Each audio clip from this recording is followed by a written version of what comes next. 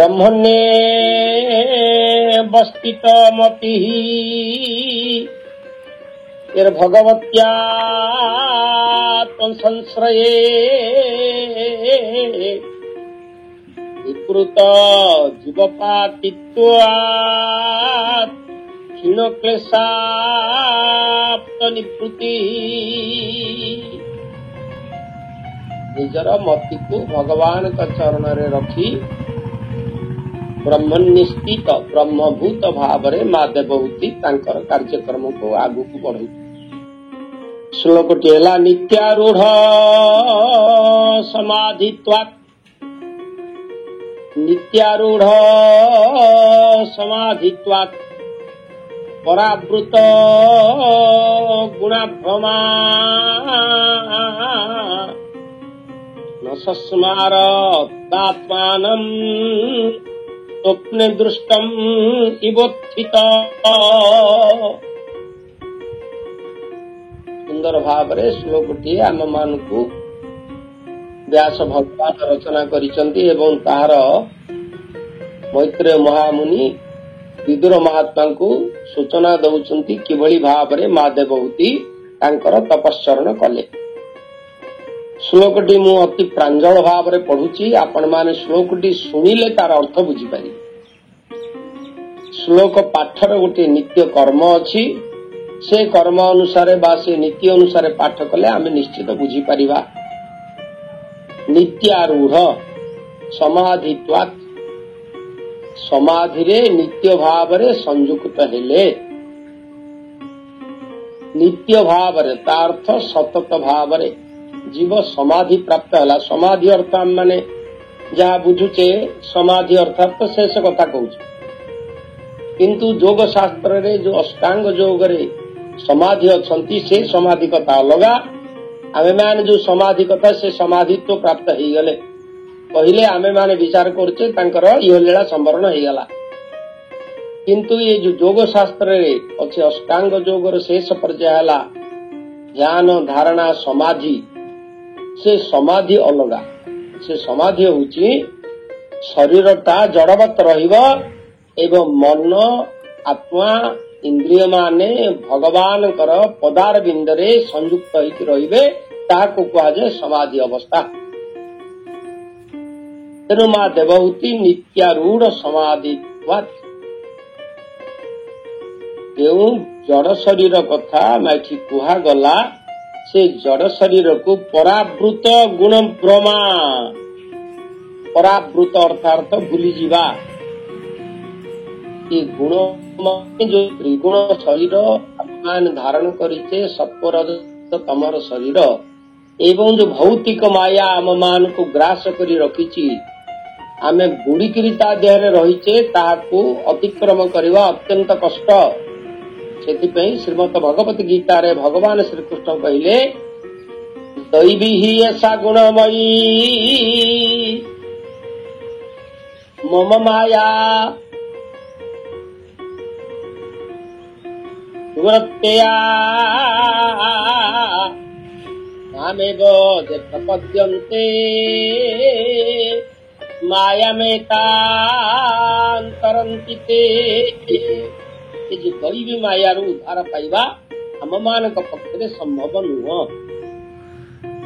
किंतु कपिल भगवान जो नीति नियम निर्धारण कर सांख्य योग रे से नीति नियम को यदि आम पालन करवा अति सहजरे भगवान कर दुरतिक्रम्य माया को अतिक्रम करिपारिबा। माँ देवहूति आजी सेही भली भाव रे नित्यारूढ़ समाधित्वात् परावृत गुण भ्रमा जो शरीर स्थिति माँ देवहूति जो शरीर स्थिति थिला से शरीर स्थिति की सी भूली गले। शरीर स्थिति की भूली गले अर्थात निजर गोटे शरीर अच्छी मुझे शरीर एक कथा से भूली गले से आत्मस्वरूप हो गले ब्रह्मभूत हो गले एवं शरीर स्थिति भूली न गले जीव बंधन भितर थाए। शरीर स्थिति भूलिबा पर्यंत जीव बंधन भितर थाए। जेतेबेले शरीर स्थिति भूली जाए आत्मिक स्थिति की जीव आसे ସେତେବେଳେ ସେ ଜୀବ ମୁକ୍ତ ଜୀବ ହେଇଯାଏ। ଆମେ ମାନେ ଗଲା ପୂର୍ବରୁ ଗଲା ଶ୍ଲୋକ ମାନଙ୍କରେ ଆଲୋଚନା କରିଛେ ମୁକ୍ତ ଜୀବର ଅର୍ଥ କଣ। ମୁକ୍ତ ଜୀବ ଅର୍ଥାର୍ଥ କୋଉଠି କିଏ କାହାକୁ ବାନ୍ଧିକି ରଖିଛି, କିଏ କୋଉଠି ମୁକୁଳିକିରି ଅଛି, ଆମେ ତ କିଛି ବୁଝିପାରୁନାହେଁ। ଏ ସଂସାରର କଥା। ମାୟା ହଉଛି ଏକ ଅଦୃଶ୍ୟ ଶକ୍ତି, ଯୋଉ ଶକ୍ତି ଆମ ମାନଙ୍କୁ ଏଭଳି ଭାବରେ ଦୃଢ ଭାବରେ ବାନ୍ଧିକି ରଖିଛି ଯାହା ଆମେ ମାନେ ସହଜରେ ବୁଝିପାରିବା ନାହିଁ। ଏଭଳି ଶକ୍ତି ମଧ୍ୟ ଆମେ ମାନେ ଆଗରୁ ଶ୍ରବଣ କରିଛେ। ଯେତେବେଳେ ଇନ୍ଦ୍ର ଦେବତା ବୃହସ୍ପତିଙ୍କର ଆଗମନରେ ଅନ୍ୟମନା ହେଇ ତାଙ୍କୁ ଅପମାନିତ କଲେ, ସେତେବେଳେ ବୃହସ୍ପତିଙ୍କର ଅଭିଶାପ ଫଳରେ ଇନ୍ଦ୍ର ଶୁକର ଯୋନି ପ୍ରାପ୍ତି ହେଇଥିଲେ ଏବଂ ସେ ଶୁକର ଯୋନି ଭିତରେ ସେ ଅବସ୍ଥାନ କରି ଇନ୍ଦ୍ର ଯେତେବେଳେ ତାଙ୍କର ନିତ୍ୟ ନୈମିତିକ କର୍ମ ଭଳି ତାଙ୍କର ଯୋଉ ଅମେଧ ଭକ୍ଷଣ କରୁଛନ୍ତି, ଦେବତା ମାନଙ୍କୁ କଷ୍ଟ ଲାଗିଲା। ବ୍ରହ୍ମାଙ୍କୁ ସେ ଅନୁରୋଧ କଲେ, ଦେବତା ମାନେ ଆପଣ ଟିକେ ଇନ୍ଦ୍ରଙ୍କୁ ମନେ ପକେଇ ଦିଅନ୍ତୁ ତାଙ୍କର ପୂର୍ବ ସ୍ଥିତି କଥା। ସେ ଇନ୍ଦ୍ର ଥିଲେ, ବର୍ତ୍ତମାନ ସେ ଅମେଧ ଭକ୍ଷଣ କରୁଛନ୍ତି। ତାଙ୍କୁ ପୂର୍ବ ସ୍ଥିତି ମନେ ପକେଇ ଦିଅନ୍ତୁ। ସେ ଇନ୍ଦ୍ର କରିକି ଆସିବେ ଏବଂ ଏ ବିଶ୍ୱ ଭୁବନକୁ ପରିଚାଳନା କରିବେ। ବ୍ରହ୍ମା ନିଜର ଶରୀରରେ ବ୍ରହ୍ମା ଶୁକ୍ର ରୂପୀ ଇନ୍ଦ୍ରଙ୍କ ନିକଟରେ ପହଞ୍ଚିଲେ ଏବଂ ଇନ୍ଦ୍ରଙ୍କୁ ସେ ସବୁ କଥା ସୂଚନା ଦେଲେ। ଇନ୍ଦ୍ର ସେଠି ଉତ୍ତର ଦେଲେ ଯେ ହେ ପିତାମହ, ମୁଁ ତ ବର୍ତ୍ତମାନ ଅତ୍ୟନ୍ତ ଆନନ୍ଦରେ ଅଛି। ଏ ଯୋଉ ଆନନ୍ଦ ବର୍ତ୍ତମାନ ମୁଁ ପାଉଛି ଏ ସ୍ୱର୍ଗ ରାଜ୍ୟରେ ନାହିଁ। ତେଣୁ ମୁଁ କାହିଁକି ଏ ଶରୀର ତ୍ୟାଗ କରି ଆଉ ଇନ୍ଦ୍ର ପଦକୁ ଯିବି? ଅତ୍ୟନ୍ତ ଆଶଙ୍କା ଭିତରେ ଜୀବନ କଟେ ଇନ୍ଦ୍ର ପଦରେ। ତେଣୁ ଏଥିରୁ ଆମେ ମାନେ ବୁଝିବା ଯେ ଏ ଯୋଉ ଦୂରତିକ୍ରମ୍ୟ ମାୟା ଆମ ମାନଙ୍କୁ କିଭଳି ଭାବରେ ଭିଡ଼ି ଧରିଛି। ଏଭଳି ବହୁ ଦୃଷ୍ଟାନ୍ତ ଶାସ୍ତ୍ର ମାନଙ୍କରେ ଆମ ମାନଙ୍କ ପାଖରେ ଅଛନ୍ତି। ଯୋଉ ମାୟାକୁ ସତ୍ୟ ବୋଲି ବିଚାର କରି ଆମେ ତା ପଛରେ ଗୋଡେଇଛେ, ଜଗତକୁ ସତ୍ୟ ମନେ କରି ଆମେ ଜଗତ ଭିତରେ ଅଛେ, ଭଗବାନଙ୍କୁ ମିଥ୍ୟା ବୋଲି ବିଚାର କରୁଛେ। ଏ ହେଉଛି ମାୟାର ପ୍ରଭାବ। ଏ ମାୟାର ପ୍ରଭାବ ଭିତରେ ଯୋଉମାନେ ପଡିଥାନ୍ତି ସେମାନେ ନିଜକୁ ଶରୀର ବୋଲି ବିଚାର କରନ୍ତି। ଏ ମାୟା ଯୋଉମାନଙ୍କର କଟି ଯାଇଥାଏ ସେମାନେ ନିଜକୁ ଆତ୍ମା ବୋଲି ବିଚାର କରନ୍ତି। ଏହା ହେଉଛି ଜୀବର ମୁକ୍ତି ଅବସ୍ଥା। ଜୀବ ଥରେ ମୁକ୍ତି ଅବସ୍ଥାକୁ ଆସିଗଲା ପରେ ତାର ସମସ୍ତ ଜୀବନର ଭୌତିକ ଦୁଃଖ ଦୂରୀଭୂତ ହେଇଯାଏ। ସେ ଆଉ ତାର କିଛି କାମ କରିବା ଦରକାର ନାହିଁ। ତାହେଲେ ଇଏ ଯୋଉ ଭୌତିକ ଦୁଃଖର ମୁକ୍ତି ହବା ପାଇଁ ମାୟା ମୁକ୍ତ ହବା, ଏହା କଣ ସମ୍ଭବ ଏବଂ ତାହା କିପରି ହବ? ଆମେ ମାନେ ଇନ୍ଦ୍ରିୟ ମାନଙ୍କୁ ଯୋଉ ପ୍ରକାର ଶିକ୍ଷା ଦେଇଛେ, ଆଖିକି ଯୋଉ ପ୍ରକାର ଶିକ୍ଷା ଦେଇଛେ, କାନକୁ ଯୋଉ ପ୍ରକାର ଶିକ୍ଷା ଦେଇଛେ, ନାକକୁ ଯୋଉ ପ୍ରକାର ଶିକ୍ଷା ଦେଇଛେ, ଜିହ୍ବାକୁ ଯୋଉ ପ୍ରକାର ଶିକ୍ଷା ଦେଇଛେ, ସେଇ ଶିକ୍ଷା ବଳରେ ଆମେ ମାନେ ଚାଲିଛେ।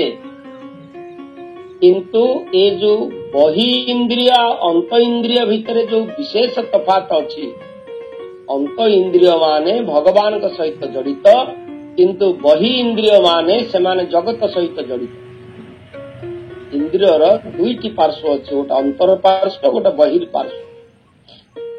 ଇନ୍ଦ୍ରିୟ ଗୁଡାକୁ ଭଗବାନ ତିଆରି କରିଛନ୍ତି ଭଗବାନଙ୍କର କାମ କରିବା ପାଇଁ। ସେଥିପାଇଁ ଇନ୍ଦ୍ରିୟକୁ ଦୁଇଟି ପାର୍ଶ୍ୱ ପ୍ରଦାନ କରିଛନ୍ତି ଭଗବାନ। ଗୋଟିଏ ପାର୍ଶ୍ୱରେ ସେ ଭଗବାନଙ୍କୁ ଦର୍ଶନ କରିବ, ଆଉ ଗୋଟିଏ ପାର୍ଶ୍ୱରେ ଜଗତକୁ ଦର୍ଶନ କରିବ। କିନ୍ତୁ ମୂଢ ଜୀବ ଜଗତକୁ ସତ୍ୟ ବୋଲି ମନେ କରି ଭଗବାନଙ୍କୁ ମିଥ୍ୟା ବୋଲି ବିଚାର କରି ଭଗବାନଙ୍କ ଠାରୁ ଦୂରେଇ ଯାଉଛି। ଏହା ହେଉଛି ମନ ବୁଦ୍ଧି ଇନ୍ଦ୍ରିୟକୁ ଭଗବତ ବିମୁଖ କରି ଜୀବ ମାୟାଗ୍ରସ୍ତ ହେଉଛି ଏବଂ ମନ ବୁଦ୍ଧି ଇନ୍ଦ୍ରିୟକୁ ଭଗବତ ସେବାରେ ନିଯୁକ୍ତ କରି ଜୀବ ମାୟାମୁକ୍ତ ହେଇପାରିବ। ତେଣୁ ମାୟାମୁକ୍ତ ଜୀବ କେବଳ ଶରୀର ସ୍ଥିତିକୁ ଭୁଲି ପାରିବ। ବଦ୍ଧାବସ୍ଥାରେ ଜୀବ ବୁଦ୍ଧି ଇନ୍ଦ୍ରିୟ ମାନଙ୍କୁ ନିଜ ଶରୀରର ସେବା ପାଇଁ ପ୍ରୟୋଗ କରେ ଏବଂ ମୁକ୍ତ ଅବସ୍ଥାରେ ଜୀବ ଇନ୍ଦ୍ରିୟ ମାନଙ୍କୁ ଭଗବାନଙ୍କର ସେବା ଉଦ୍ଦେଶ୍ୟରେ ତାର ପ୍ରୟୋଗ କରିଥାଏ। ତେଣୁ ଜୀବର ସ୍ୱରୂପ ହଏ ପ୍ରଭୁର ନିତ୍ୟ ଦାସ। ତେଣୁ ଜୀବ ହେଉଛି ଭଗବାନଙ୍କର ସେବାକାରୀ भगवान को सेवा करिबा पई जीव को भगवान सृष्टि करिछ। तेणु जीव जेतेबेले निजको निजे भूली जाई मायाग्रस्त हो जाए से भगवान को भूली जाए एवं जीव जेतेबेले भगवत सेवारे निजको नियुक्त करे तार समस्त माया कटि जाए एवं से माया मुक्त होई भगवान कर नित्य दास रूपरे से तार जीवन यापन करे। भगवान कर नित्य दास रूपरे जीवन यापन कले से परम सुख शांति लाभ करे। एबे वर्तमान आमे माने चिंता करिबा ए शरीर विस्मृति कौन संभव, शरीर को भूली जीवा कौन संभव। ये जो जठराग्नि आम मान गर्भरे अछंती से जठराग्नि प्रति 2-3 घंटा रे आम मान को व्यतीत करूचंती। आमे माने किछि भोजन न कले जठराग्नि शांत होना, सेथिपई अति कम रे दिन को 4 थर भोजन एवं 8 थर पान ए सब करिबा पई आमे माने सततः शरीर पोषण करिबा पई चेष्टा करू। आत्मपोषण आम मानकर नाही, आत्मपोषण करिबा पई परिवार भितरे ये समाज भितरे आम पई आत्मपोषण पई कौनसी प्रकार परिवेश नाही, केवल शरीर पोषण करिबा पई परिवेश अछि। किमिति भलरे खाइबा, किमिति भलरे रहिबा, किमिति गाड़ी घोड़ा चढ़िबा, किमिति राजनीति करिबा, केमिति सुख शांति प्राप्त हवा, एइथि पई शरीरर कथा हमें चिंता करू। शरीर केमिति सुख पाइबो, मन केमिति सुख पाइबो ए कथा को आमे माने भूली जाउछे। शारीरिक स्थिति रे रहिबा फल रे जीव मायाग्रस्त हैला एवं आत्मिक स्थिति के आसीबा द्वारा जीवर समस्त विस्मृति आसीबो, शरीर स्थिति से भूली जीव। हाँ भगवान सेवारे जदि से थरे नियुक्त हैला शरीर स्थिति भूलिबा पई हेले अति सहज मार्ग कथा आम मान को छात्र मान कहिछन। नित्य सतत जुक्तानां, नित्य सतत जुक्तानां संपर्क रे श्रीमद भगवत गीता रे कहिले भगवान मो कथा सबुबेले मत कथा वाचकं नित्यं मत कथा श्रवणे रतं मत कथा प्रीतमनस्तं नाहं त्यक्ष्यामि ते नराः। नित्य मो कथा चिंता करिवो, मते सेवा करिवो, मोर काम करिवो, मोर स्मरण रे सतत आसुथिबो, ताहाले जीव ये शरीर स्मृति की भूली जाई आत्मिक स्थिति के आसीबो एवं तार आत्मपोषण हबो। ता फल रे से भगवान का चरण रे निजको समर्पित करिबो। एठी गोटे बड़ कथा कहिले, से कथा आमे आगुरु आलोचना करिचे, मु आपण मान को सूचना देइची, किंतु आमे माने सब भूली जाउची। जीव परम सुख शांति लाभ करिबा पई हेले भगवान कठारे शरण पशिया पई पड़िबो। प्रकृत भक्त माने सब सदा सर्वदा दिव्य शांति सुख परमानंद लाभ करंती। आमे माने अनुभव करिचे बड़ बड़ भक्त माने से माने जीवन रे जेते कष्ट आसी ताहाको भगवान को समर्पण करिसेंती। कायेन वाचा मनसेन्द्रिये वा तने वा प्रकृति स्वभावात् करोमि यद्यत् सकलं परस्मै नारायणाय तु समर्पयामि। महाप्रभु मो जीवन समस्त कष्ट समस्त दुख समस्त सुख समस्त आनंद केवल तुमरी पाई, तुम पाई मु दुख सह्य करुची, तुम पाई मु आनंद प्राप्त होउची। तेणु मो जीवन रे दुख आ सुखर समान कौनसी प्रकार फरक नाही। दुखेशु उद्विग्न मना सुखेशु विगत स्पृहा। दुख आ सुख को एकाकार को माने करि पारंती जो माने भगवान का पाखरे निजको समर्पित करिছে।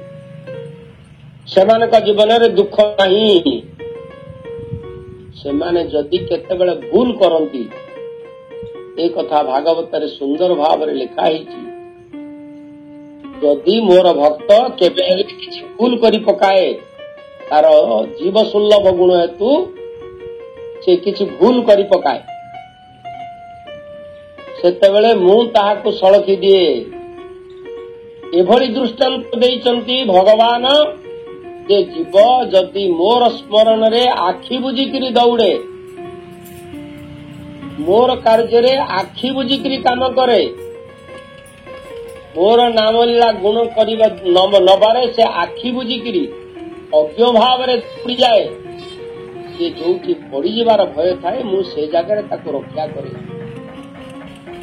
तेणु यदि आमे जीवन रे सुख शांति आनंद पाइबा इच्छा ताहाले सेई भगवान का चरण रे निजको समर्पित कले आमे माने सुख शांति आनंद पाइबा। संसार दुखमय बोली समस्ते कहती, किंतु जने भक्तों को पचारंतु, जने वैष्णव को पचारंतु, सी हसीबे, से कहिबे कहीं बंधुता कहीं प्रेम सुंदर, कहीं बंधुता कहीं प्रेम सुंदर, जार प्रापति लागी देवता नर जे देवता नर। देवता माने मनुष्य मान को ईर्षा करती, कारण से माने चाहती मनुष्य रूपटी धारण कले ए जो प्रेम आनंद सुख शांति केवल मनुष्य पाखरे अच्छी, देवता मान पाखरे नहीं। ये चतुर्दश ब्रह्मांड रे केवल मर्त्यलोक रे सुख शांति आनंद अच्छी बोली भक्त माने कहते, किंतु अभक्त मान पाखरे संसार अत्यंत कष्टदायक, संसार दुखपूर्ण, संसार रे सुख नहीं, किंतु संसार जे सुख रे परिपूर्ण भगवान कर संसार, ये संसार सुखमय हो जाए से मानक पई जो माने भगवान के पाखरे समर्पित हो जाए। तेणु आमे माने यदि आनंद आ सुख शांति पाइबा के इच्छा ताहले से भगवान के निकट रे समर्पित हवा, जाते आमे सतत आनंद प्राप्त हवा। ये दिव्य सुखर आनंद ही शाश्वत जीवन। शाश्वत सुख बोली गोटे कथा अच्छी, शाश्वत सुख कौन अशाश्वत सुख कौन आमे माने अनुभव करिबा। शाश्वत सुख होची जो सुख थरे आरंभ हेले ताहार परिसमाप्ति से बढ़ी चले, एवं अशाश्वत सुख संपर्क रे उपनिषद रे गोटे कंडुयन बत बोली उदाहरण देते महात्मा माने। कंडुयन बत अशाश्वत सुख जा पछरे आमे माने सतत गोड़ेचे, देहरे कंडु हेले आमे मान को कुंडेइबा पे इच्छा हुए, एवं टिके कुंडेइले आउ टिके कुंडेइबा पे इच्छा हुए, आउ टिके कुंडेइले आउ टिके कुंडेइबा पे इच्छा हुए। ए भली भाव रे आमे माने जदि ताहाको कुंडेई चालू ताहले परिणति रे ताहा परिशेष रे आमको दुखदायक हिताए एवं रक्त झरिबा को आरंभ करे, कष्टदायक हिताए। तेणु जीव जदि आनंद पाइबा पई शाश्वत सुख पाइबा जीवर एकमात्र लक्ष्य हिताए ताहले शरण रे आसिले से सुख शांति प्राप्त हबो। ताहले भगवान के निकट रे शरण रे आसीबा पई सहज मार्ग कौन कपिल भगवान हमको बतैले, ए संपर्क रे बहु कथा कपिल भगवान बतैचंदी आम मानकु। ये सहज मार्गटा कौन आमे माने वर्तमान आमे पिला दिने पढ़ितु जेते हमर ज्ञान उदय होई नथिला, आमे भक्त भी मधुसूदन गोटे पढ़िथिलु, जा मु करई जा मु कई जा मु चिंतई मने, जगतर कर्ता परम ईश्वर जानुचंती प्रति क्षणे, मुपासे अचंती दिवस रजनी महाप्रभु परात्पर, एकथा सुमरी हृदय तांकु पूजी विभु निरंतर। परातम चेतनार उदय नथिला, ज्ञान कौन आम ज्ञान अज्ञान भितर तपास कौन जानी नथिलु, आमको से खंजी दिया मन भर यही आम पढ़ी पिला परमेश्वर किए। बड़ है जिते बाल्य कौशल जवन जरा आसूची आम आपको भूली जाऊँ, ଆମେ ଛଳନା ଯୋଉଟାକ ମନ ଭିତରେ ସବୁ ଛଳନାମୟ ଜୀବନ ଯାପନ କରୁଛୁ। ଆମେ ନିଜେ ପ୍ରାର୍ଥନା ରାମକୃଷ୍ଣ ନନ୍ଦଙ୍କର ପଢିଲୁ, ଜଳ ସ୍ଥଳ ବନ ଗିରି ଆକାଶ ତୁମ ଲୀଳା ସବୁଠାରେ ପ୍ରକାଶ। ଆଚ୍ଛା, ଆକୁ ପଢିଲା ପରେ ଭଗବାନଙ୍କ ଅସ୍ତିତ୍ୱ କେମିତି ଆମେ ଜାଣିପାରିବା? କେମିତି ଜାଣିପାରିଲେ ଆମେ କହିପାରିବା? ଯେତେବେଳେ ଛଳନା ବିହୀନ ଜୀବନ ଯାପନ କରିବା, ଭଗବତ କୃପା ନିଶ୍ଚିତ ପ୍ରାପ୍ତ ହବା, ଏଥିରେ ମାତ୍ର ସନ୍ଦେହ ନାହିଁ। ମହାରାଜ କୋଟି କୋଟି ପ୍ରଣାମ ଜଣାଇବି। ଆଉ ଗୋଟେ ଯୋଉ କଥାଟା କହିଲେ ଆମର ଯୋଉ କାଲି ମହାରାଜ ସେ କଥା ବର୍ତ୍ତକ ମୌସୁମୀ ଯୋଉଟା କହନ୍ତି, ଆମର ଭଗବାନ ମଧ୍ୟ ନିଜେ ଚାଲି ଆସନ୍ତି ନିଜେ ନର ରୂପ ମଣିଷର ଧାରଣ କରିବା ପାଇଁ, କାହିଁକିନା ସେମାନେ ପାଆନ୍ତିନି ବୈକୁଣ୍ଠରେ ସେ ସବୁ ଜିନିଷ ମିଳେନି, ଯୋଉଟା ଆପଣ ଟିକେ ଆଗକୁ ଭୁଲି ଯାଉଛି। ଆପଣ କହିଛି ଚାରି ପହନ କଥା ପ୍ରସଙ୍ଗରେ। ଯାଉ ଆଜି ମହାରାଜ ମତେ ଯେମିତି କହିବେ ସୁଯୋଗ ଦେଇକର, ମୁଁ ଜ୍ଞାନୀ ବିଦ୍ୱାନ ନୁହଁ, ମୁଁ ଗଭୀର ମୋର ଅନୁଭୂତି ଅନୁଭବରୁ କହିଲି। ତେଣୁ ଯଦି କିଛି ଭୁଲ କରିଛି କ୍ଷମା କରିବାକୁ ଅନୁରୋଧ କରୁଛି। ଓಂ ନମୋ ଭଗବତେ ବାସୁଦେବାୟ। ହରି ବୋଲ। ଧନ୍ୟବାଦ ଦବା ଆମର ବର୍ଷିୟାନ ଜଣେ ସୁଲେଖକ ଏବଂ ଜଣେ ସାଧକ ରମାକାନ୍ତ ମିଶ୍ର ମହୋଦୟ ବନ୍ଧୁଙ୍କୁ।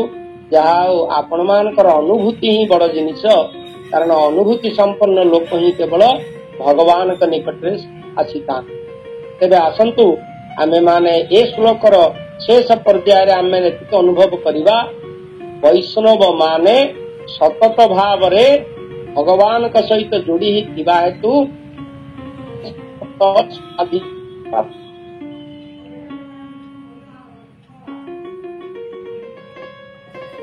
କାହାକୁ କୁହାଯାଏ?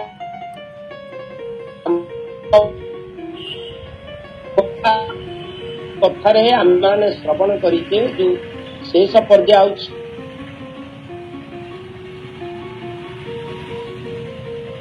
ଥିବା ଲୋକକୁ ମଧ୍ୟ ସମାଧିସ୍ଥ ଅବସ୍ଥା କୁହାଯାଏ। ଗୋଟେ ଉଦାହରଣ ଆମେ ନେବା, ଜଣେ ସାଧୁ ଥାନ୍ତି ବୃନ୍ଦାବନରେ, ସେ ସବୁବେଳେ କଥା କହୁଥାନ୍ତି। ସେ କଥା କହୁଥିବା ଅବସ୍ଥାରେ ସମାଧିତ୍ୱ ପ୍ରାପ୍ତ ହେଇଥାଏ।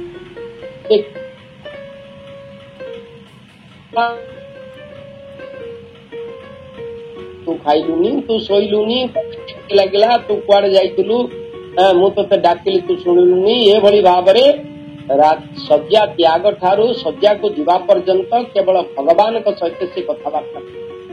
ସତେ ଯେମିତିକା ଜୀବନ୍ତ ରୂପରେ ଆମେ ଯେମିତି ନିଜର ପୁଅ ଝିଅ ବନ୍ଧୁ ବାନ୍ଧବ ଆତ୍ମୀୟ ସ୍ୱଜନ ମାନଙ୍କ ସହିତ କଥାବାର୍ତ୍ତା ହଉଛେ, ସେଇଭଳି ଭାବରେ ଭଗବାନଙ୍କ ସହିତ ନିଜକୁ ଆତ୍ମୀୟତା ପ୍ରକାଶ କରି ସେ ସାଧୁ ସତତଃ ଭଗବାନଙ୍କ ସହିତ କଥା ହୁଅନ୍ତି ଏବଂ ତାଙ୍କ ପାଖରେ ଅନ୍ୟ ଭକ୍ତ ମାନେ ଯିଏ ଯାହା କହିଲେ ମଧ୍ୟ ତାଙ୍କୁ ଶୁଭେନି। ତାଙ୍କର କାନ ଠିକ ଥାଏ କିନ୍ତୁ ତାଙ୍କୁ ଶୁଭେ ନାହିଁ। କହିବାର ତାତ୍ପର୍ଯ୍ୟ, ଇନ୍ଦ୍ରିୟର ଦୁଇଟି ପାର୍ଶ୍ୱ କଥା ଆପଣମାନଙ୍କୁ ସୂଚନା ଦଉଥିଲି। ଭଗବାନଙ୍କ ସହିତ ଇନ୍ଦ୍ରିୟ ମାନେ ସଂଯୁକ୍ତ ଥିଲେ ମଧ୍ୟ ଆମେ ମାନେ ଭଗବାନଙ୍କୁ ଜାଣିପାରୁନେ, କାରଣ ମାୟା ସହିତ ଯୁକ୍ତ ହେଇକି ଅଛନ୍ତି। ଯଦି ମାୟା ମୁକ୍ତ ହେଇଗଲେ ଭଗବାନଙ୍କୁ ଜାଣିବାରେ କୌଣସି ପ୍ରକାର ଅସୁବିଧା ନଥାଏ, କୌଣସି ଜଡ ଜଗତ ଆମକୁ ବ୍ୟତୀତ କରିପାରେ ନାହିଁ। ତେଣୁ ଏ ଜଡ ଜଗତର ଏଇ ଯୋଉ ଯାତନାରୁ ଉଦ୍ଧାର ହବା ପାଇଁ ଅଗ୍ନି ଭିତରକୁ ଡେଇଁ ପଡିଲେ ମଧ୍ୟ ଅଗ୍ନି ଆମକୁ ବାଧିବ ନାହିଁ ଯଦି ଭଗବାନଙ୍କ ନିକଟରେ ଶରଣରେ ଅଛେ। ତେଣୁ ଶରୀର ବିସ୍ମୃତି ହେଲେ ଦେହାନ୍ତର ଯାତ୍ରା ବନ୍ଦ ହୋଇଯାଏ। ଦେହାନ୍ତର ଯାତ୍ରା ଯୋଉ ବାସାଂଶୀ ଜରେନା ନିଜ ପ୍ରାବିଆୟ ନବାନି କରୁଣା ପରାଣୀ ବିହାୟ ଜରେନା ଜନାନି ସଂଜାତି ନବାନି ଦେହି।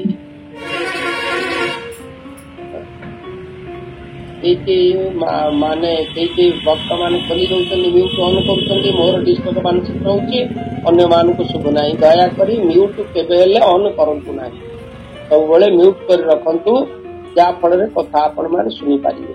ଯେମିତି ଗୋଟିଏ ଶରୀରର ପତନ ପରେ ଆଉ ଗୋଟିଏ ଶରୀର ଜୀବ ଧାରଣ କରେ, ଏହାକୁ କୁହାଯାଏ ଦେହାନ୍ତର ଯାତ୍ରା। ଏ ଦେହାନ୍ତର ଯାତ୍ରା ବନ୍ଦ ହେଇଯାଏ ସେତିକି ବେଳେ ଯେତେବେଳେ ଜୀବ ଭଗବାନଙ୍କ ନିକଟ ସମର୍ପଣରେ ଆସେ।